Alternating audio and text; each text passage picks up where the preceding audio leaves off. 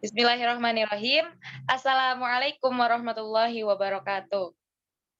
Innal hamdalillah nahmaduhu wa nasta'inuhu wa nastaghfiruh wa na'udzubillahi min sururi anfusina wa min sayyiati a'malina.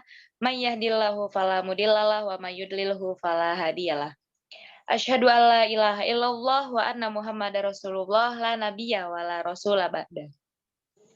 Perkenalkan di sini kami dari kelompok 2 yang ingin memberikan materi yang berjudul Hadis Hasan. Sebelumnya perkenalkan, saya Nabila Atai Fajra dan ada 2 rekan saya, Mbak Alfida Ulfa dan Nofrian. Mungkin, langsung saja kita masuk ke dalam materi hadis hasan. Yang pertama akan disampaikan kepada Nofrian, kepadanya dipersilahkan. Bismillahirrahmanirrahim. Eh, Langsung saja kita untuk masuk ke pembahasan hadis hasan ya. Dalam pembahasan pertama akan kita bahas tentang pengertian hadis hasan secara bahasa dan secara istilah ya. Kemudian untuk secara bahasa, hasan bermakna jamal, yaitu bagus, keindahan. Suat atau ma tastahihin nafsi wa tamili ilaihi, sesuatu yang disenangi dan dicondongi oleh nafsu. Sedangkan secara istilah, hadis hasan didefinisikan secara beragam oleh ahli hadis ya, sebagai berikut. Yang pertama yaitu menurut Ibnu Hajar al-Asqalani ya. Jadi disebutkan di dalam bukunya, wa khabara ahadu binaqli adli tami dhabti muttasilus sanadi ghairu mu'allalin wala syadz wa sahihu lidzatihi fa inna khuffa dhabti fal hasanu lidzatihi. Khabar ahad yang diriwayatkan oleh orang yang adil, sempurna kedhabitannya, bersambung sanadnya, tidak berillat dan tidak ada syadz, dinamakan sahih lidzatihi. Jika kurang sedikit kedhabitannya disebut hasan lidzatihi ya.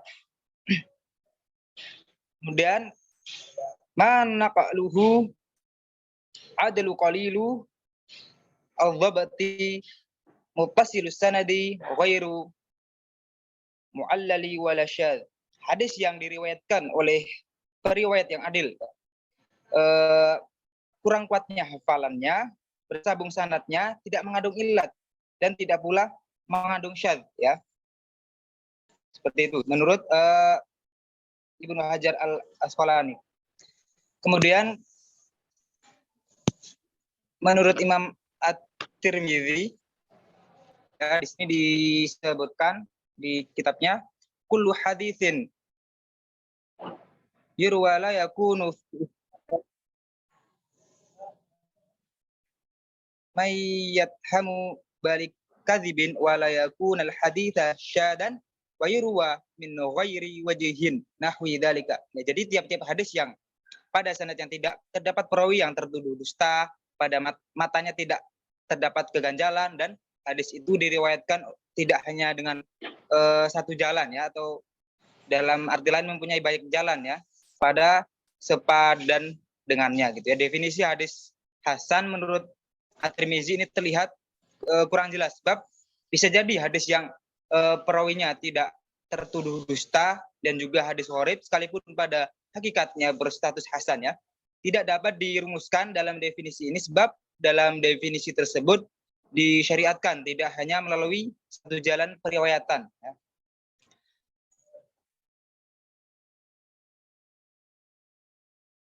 Demikian, melalui definisi ini At-Tirmidzi tidak bermaksud menyamakan hadis hasan ya dengan hadis sahih. Namun justru At-Tirmidzi lah yang pertama kali memunculkan istilah hadis hasan ini. Kemudian untuk menurut tokoh yang ketiga, ulama yang ketiga, At-Tibi ya, di sini di dalam kitabnya disebutkan musnadu man qaruba min darajati thiqati aw mursali thiqati wa ruwiya kullahuma min ghairi wajhin wa salima min syadwidin wala illah. Ya, jadi dijelaskan hadis musnad atau muttasil dan marfu ya, yang sanad-sanadnya mendekati derajat siqah ya, atau hadis mursal yang sanad-sanadnya siqah ya. Tetapi pada keduanya ada perawi lain dan hadis itu terhindar dari syad atau keganjalan dan ilat atau kekacauan ya, kerancuan gitu. Dengan kata lain hadis hasan adalah wa ma tasilu sanaduhu naqalil adli alladhi qalla dhabtuhu wa khala min syadzudzi wal illati wa khala min syudzudzi wal illati. Hadis hasan adalah hadis yang bersambung sanadnya ya, diriwayatkan oleh orang adil, kurang sedikit kedhabitannya, tidak ada keganjalan atau syad dan tidak ada illat ya. Definisi terpilih dari 3 pendapat di atas ya. Kita berpijak pada definisi Ibnu Hajar ya. Dengan kata lain, sanadnya bersambung ya. Perawinya adil, perawinya dhabit, tetapi kedhabitannya di bawah kedhabitan perawi hadis sahih. Tidak terdapat keganjalan atau syad dan tidak ada illat cacat ya. Jadi kita berpijak pada definisi Ibnu Hajar karena syarat-syarat tersebut.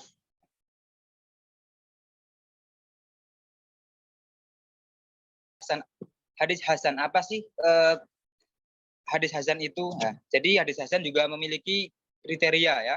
Dari definisi di atas terdapat 5 sifat yang harus dimiliki oleh suatu hadis ya agar dapat dikategorikan sebagai hadis hasan, yaitu sebagai yang pertama yaitu sanadnya bersambung ya.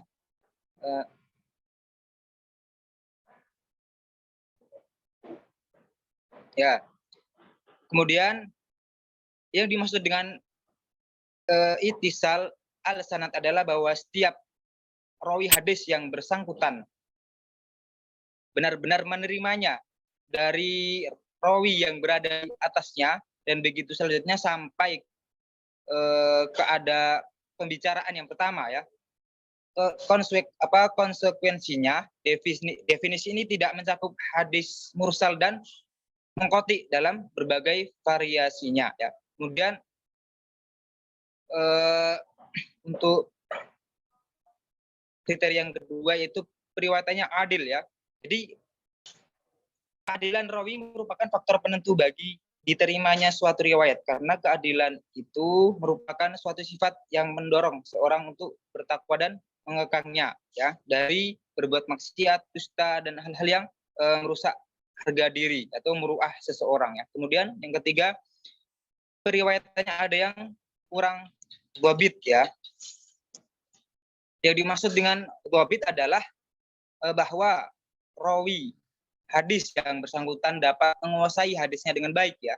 Baik dengan hafalannya yang kuat ataupun dengan kitabnya ya. Kemudian ia mampu mengungkapkan kembali ketika meriwayatkannya. Nah, kemudian kedhabitan inilah yang membedakan antara hadis sahih dengan hasan ya. Hadis sahih kedhabitan seluruh perawinya harus sempurna ya, sedangkan dalam hadis hasan kurang dengan hadis sahih ya. Jadi kurang sedikit ya di bawahnya hadis sahih untuk kedhabitannya. Kemudian yang selanjutnya itu tidak rancu ya atau sad ya. Kerancauan adalah suatu kondisi ya di mana seorang rawi berbeda dengan rawi yang lain ya, yang lebih kuat posisinya. Kondisi ini dianggap rancu karena apabila ia berbeda dengan rawi lain yang lebih kuat posisinya, baik dari segi kekuatan daya hafalannya atau jumlah mereka lebih banyak ya, pada rawi itu harus diunggulkan. Dan ia sendiri ya disebut sad atau rancu ya, dan karena kerancuan maka timbullah penilaian negatif terhadap periwayatan hadis yang bersangkutan.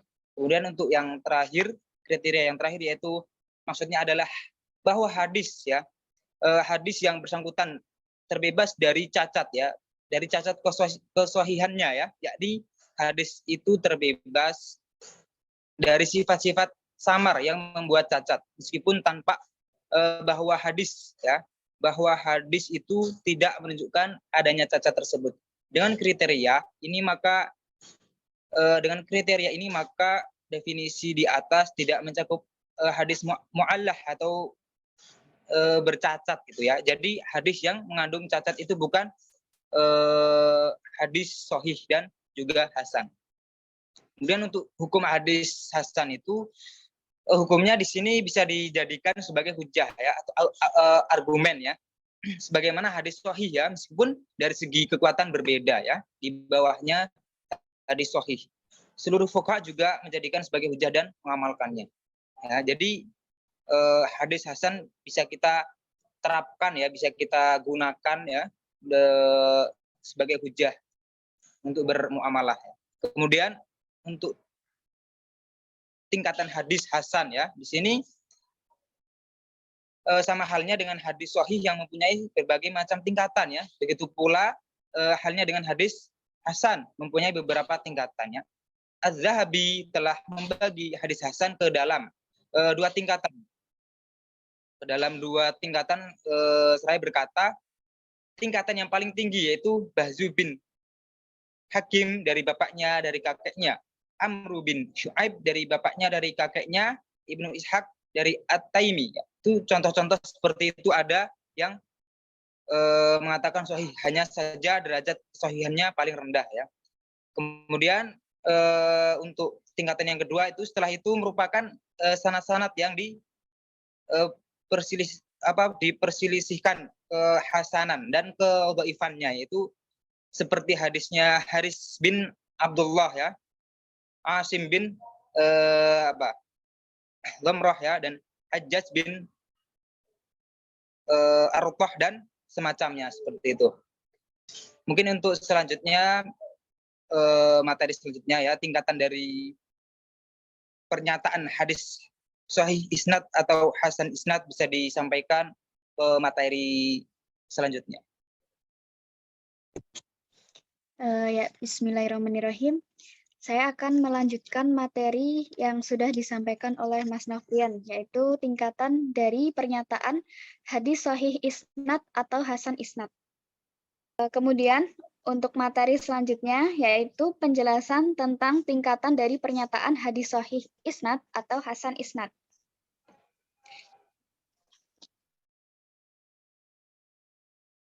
Dari ahli hadis atau pakar hadis. Hadis ini sahih isnad, berbeda maknanya dengan pernyataan hadis ini sahih. Yang kedua, pernyataan mereka juga mengatakan bahwa hadis ini hasan sanadnya. Tingkatannya di bawah perkataan mereka atau berbeda maknanya dengan pernyataan hadis ini sahih. Untuk yang pernyataan pertama, hadis ini sahih isnad. Maksudnya yaitu tingkatan dari hadis hadis yang sahih sanadnya itu di bawah dari hadis yang sahih. Kemudian untuk yang kedua, hadis ini hasan sanadnya. Hadis yang hasan sanadnya itu tingkatannya juga di bawah dari hadis yang sahih. Kemudian pernyataan suatu hadis bisa jadi sahih atau hasan sanadnya itu karena sanadnya memang sahih atau hasan tanpa memperhatikan matan, syad, maupun adanya ilat. Apabila ada seorang ahli mengatakan hadis ini sahih, itu berarti hadis tersebut telah memenuhi syarat-syarat hadis sahih yang 5. Syarat-syarat hadis sahih yang sudah disebutkan tadi yaitu sanadnya bersambung, yang pertama. Yang kedua, perawinya adil. Yang ketiga, para perawinya dhobit. Dhobit itu kuat hafalannya. Yang keempat, tidak ada ilat. Ilat itu yaitu cacat. Yang terakhir, yang kelima, tidak ada syuzud.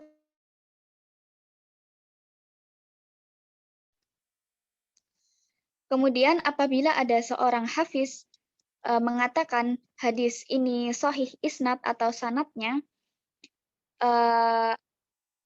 itu berarti hadis tersebut memenuhi 3 syarat kesahihannya saja. Jadi hadis yang sahih sanatnya itu hanya memenuhi 3 syarat kesahihan, yaitu dari sanatnya yang bersambung, rawinya adil atau dhabit, dan hadis tersebut tidak tergolong cacat. Maka matan hadis tersebut tetap sahih karena asli dari suatu hadis bisa dikatakan sahih sanatnya, yaitu bebas dari perselisihan atau syadz dan terbebas dari kecacatan atau ilat.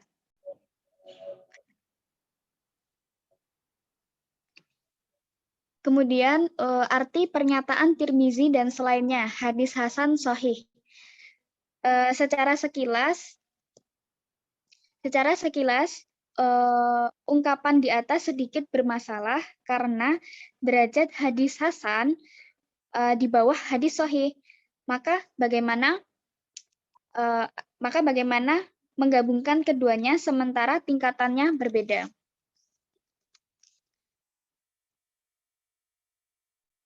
Para ulama telah menjawab maksud dari pernyataan Tirmizi dengan jawaban yang bermacam-macam.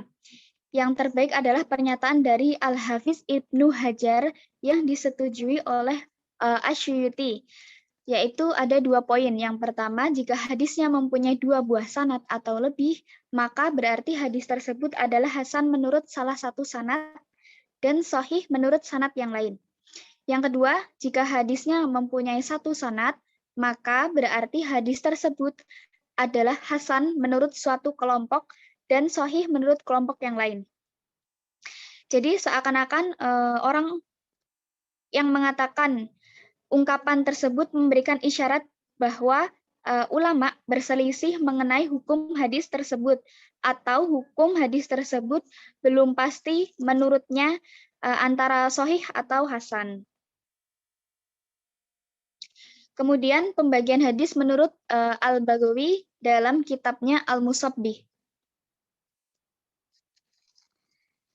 Imam Al-Baghawi menulis kitab Al-Musabbih dengan istilah tersendiri, yaitu dia memberikan tanda sahih untuk hadis yang diriwayatkan oleh Al-Bukhari dan untuk hadis yang terdapat pada kitab Sunan, dia memberikan tanda istilah hasan. Istilah ini tidak sejalan dengan istilah umum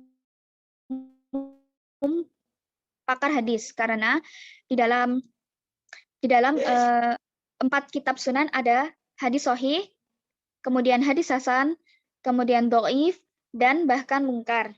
Maka dari itu Ibnu Shalah dan Imam Nawawi memberikan peringatan hendaknya bagi yang membaca kitab Al-Musabbih harus mengetahui istilah khusus Imam Baghawi dalam kitab ini ketika beliau mengatakan sahih atau hasan terhadap suatu hadis. Kemudian kitab-kitab yang memuat banyak hadis hasan.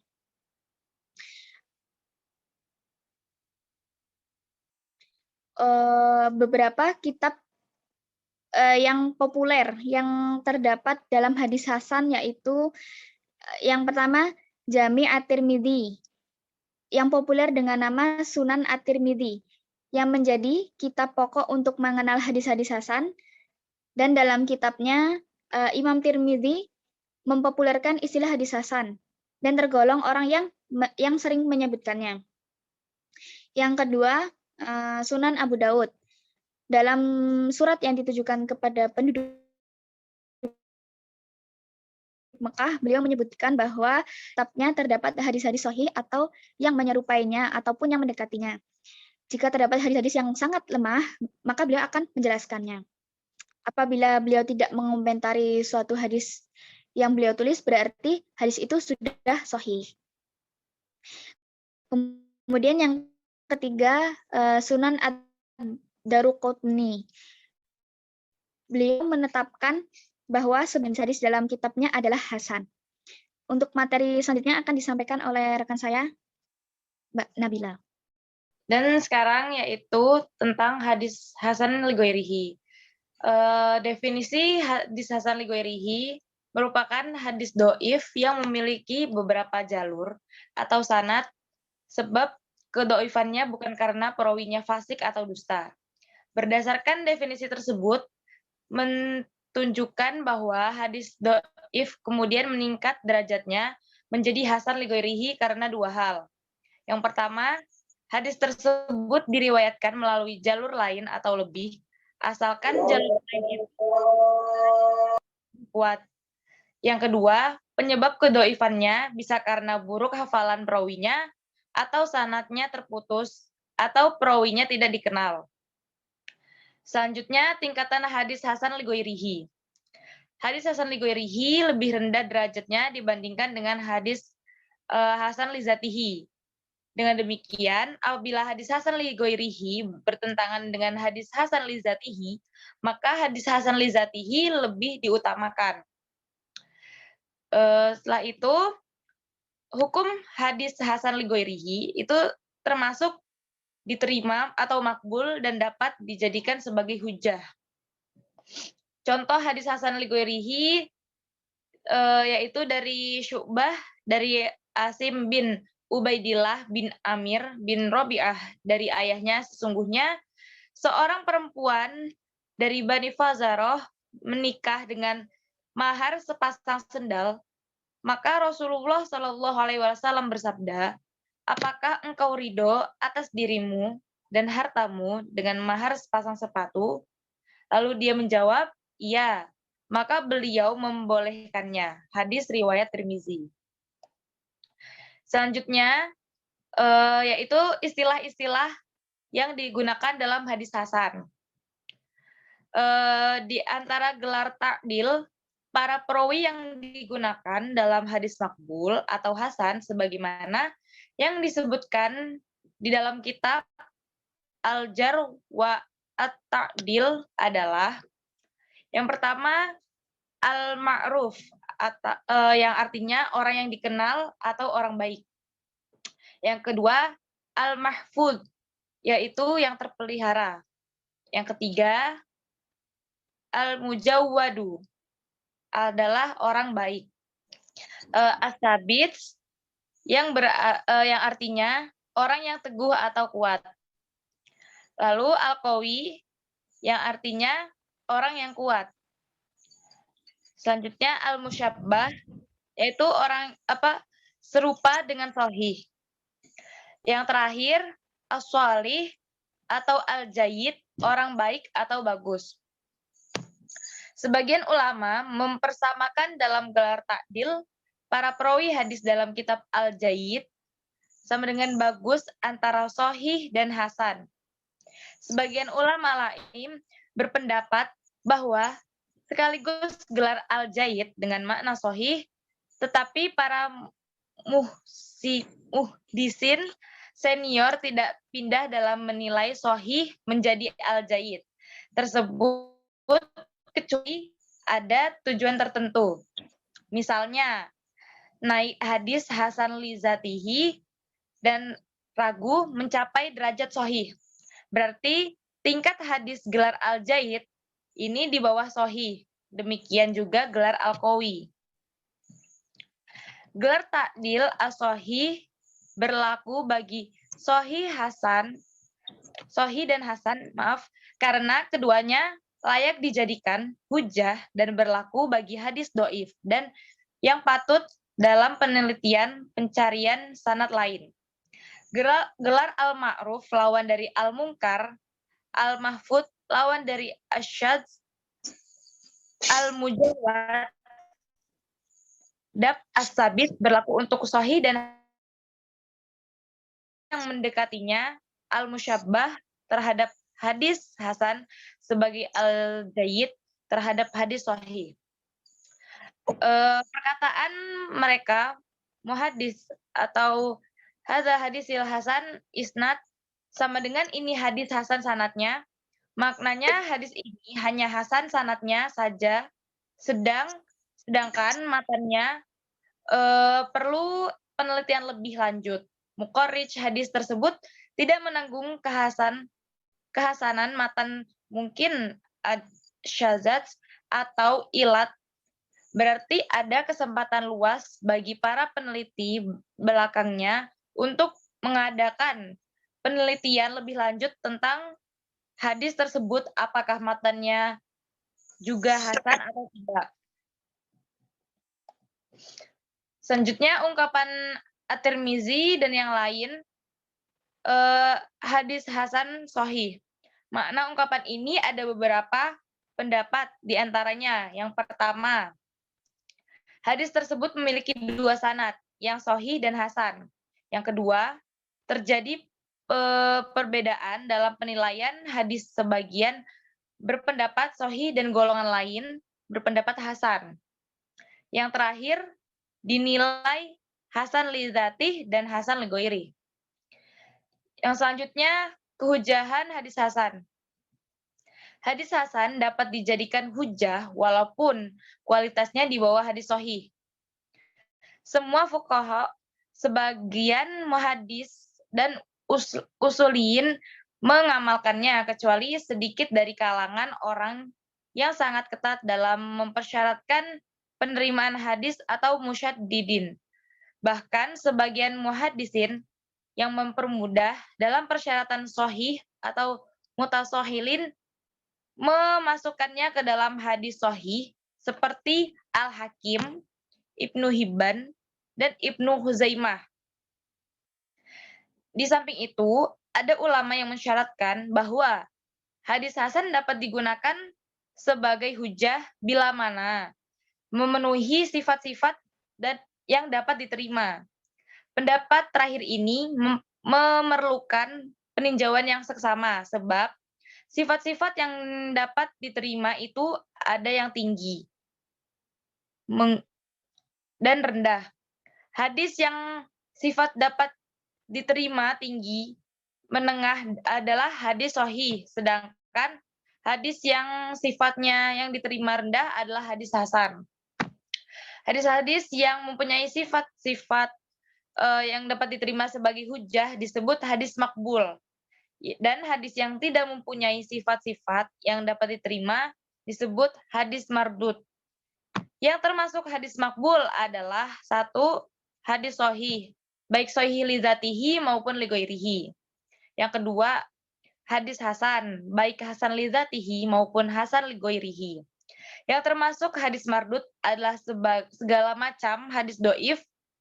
Hadis mardud tidak dapat diterima sebagai hujah karena terdapat sifat-sifat tercela pada rawi-rawinya atau pada sanadnya. Yang selanjutnya, yang terakhir, kitab-kitab yang mengandung hadis hasan itu ada 3. Yang pertama, Jami' At-Tirmizi, yang kedua Sunan Abu Daud, dan yang terakhir Sunan Ad-Daruqutni.